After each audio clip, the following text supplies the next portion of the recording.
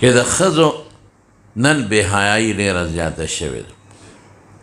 یو څو مرضه دي په ښځو کې، خفه کېږي دی نه، دا راته زه وایم. یو مرض په ښځو کې دا دی چې بې ستري ده.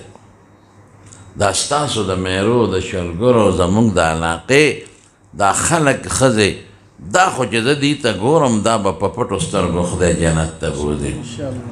تاسو لاړ شئ اسلام آباد ته او لاهور ته او کراچۍ ته او بهر ملکونو ته زه ګرځېدلی یم په ډېرو ملکونو. دا نور خو پرېږده ازبکستان او نور دا عرب ممالک وګورئ، دوبۍ وګورئ او داسې قطر ته لاړ شئ چې ووینئ، کویت وګورئ، بحرین وګورئ، ما لیدلی دي. قسم دې ښځې بربنډې ګرځي، مسلمانانې ښځې په جانګو کې ګرځي.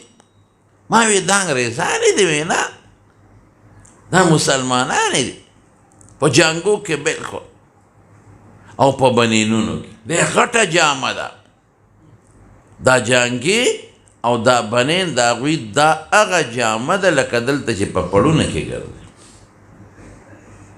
ګنې په خدای قسم خېټې ښکاري، داسې بنین یې چولي چې خېټې ښکاري. او قسم دې داسې مې پکې غیر اختیاري نظر د انسان پرېوځي، ګناه ده چې هغې صرف یو 2 ګوتې 3 ګوتې ټوکړه د دې روانونو منځ کې وي او یو 2-3 ګوتې ټوکړه د دې سینې د پاسه یو باقي ټوله بربنډی. ما دا انګریزان دي؟ وی نه، مسلمانان.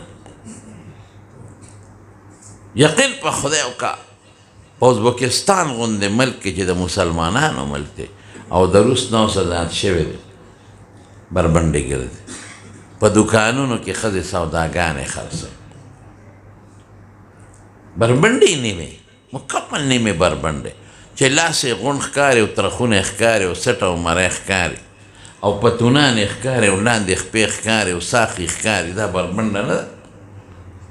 او په دوکانونو کې دغه ښځې د نیتوب کار کوي او ښځو لا خو نه څه کوي خو سړو لا جامتونه کوي او هغوی له سرونه خوري، شرابونه څکي، د زناکارۍ کلبونه پکې لګېدلي دي.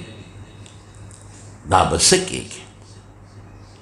زموږ په دې وطن کې اوس ورو دا فتنه راخوره شوې ده او ډېرې ښځې ډېر سړي په دې فخر کوي چې موټر کې ځان سره خپله لور او ښځه کښېنئ او نری غوندې لوپټه ور په سر کې په دې مری ورته اچولي او بازار ته او مارکېټونو ته یې بوځي.